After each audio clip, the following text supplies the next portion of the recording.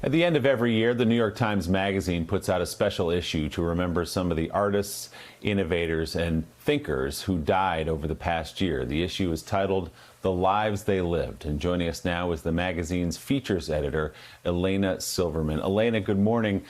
This is always such a beautiful collection of people that you put together at the end of the year. There's a long list, and we'll go around the horn here, and people will probably pull out some of their favorites. But I wanted to start with Chadwick Boseman, who died, to most of us and to just about everyone in the world, suddenly in August, though he was, we learned at the time, in a long fight with cancer. I was lucky enough to sit down and interview him a couple of times and found him to be incredibly smart and gracious and thoughtful. And one of the benefits, I guess, is that we got to learn this year just how talented he was. I think people took a closer look at his career and his work and realized what a star we lost this year in Chadwick Boseman.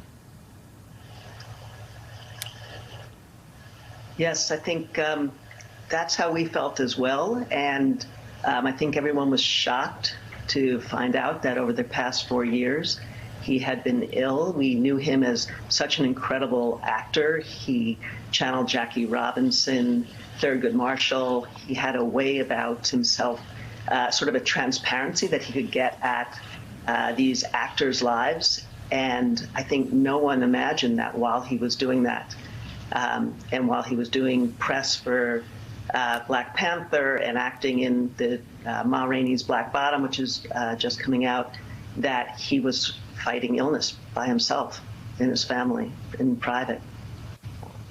Yeah, let's talk about a singer, Helen Reddy, who had a string of hits.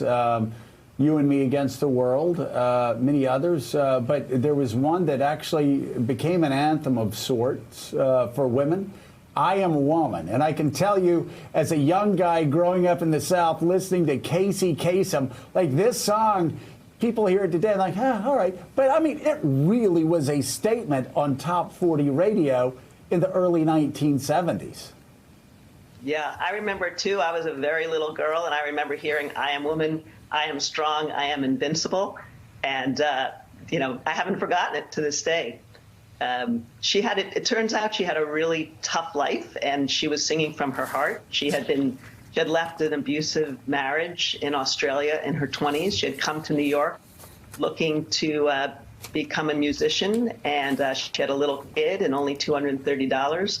And everyone said they don't like, that no one's interested in girl music. Sorry. But she eventually cut an album, and she wrote that song. And while we're talking about music, the great Bill Withers, who, of course, had quite a few hits, but he's a guy who was revered by so many great musicians, just beloved among his peers as well as fans.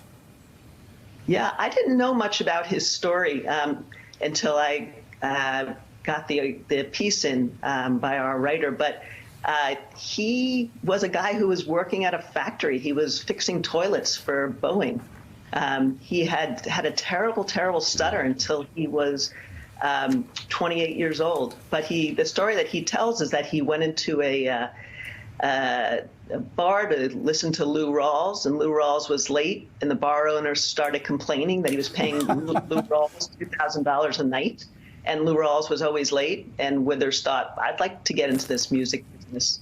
And he evidently went to a pawn shop and bought a guitar and then started composing lyrics in his head while he was working in a factory. And he cut a demo tape, he brought it to a black music executive, and the rest is history. I would love to hear about Breonna Taylor, who is also included here, who really has become a symbol of a movement. Yeah, and, you know, the piece that we wrote by Jenna Wortham was really about her becoming a symbol.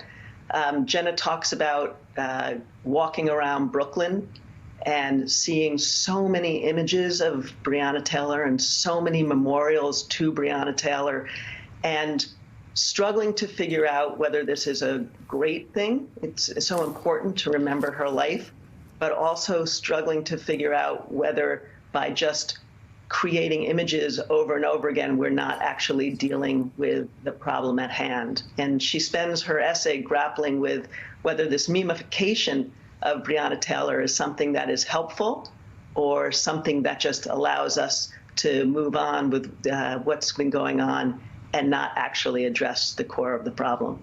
Thanks for checking out MSNBC on YouTube, and make sure you subscribe to stay up to date on the day's biggest stories. And you can click on any of the videos around us to watch more from Morning Joe and MSNBC. Thanks so much for watching.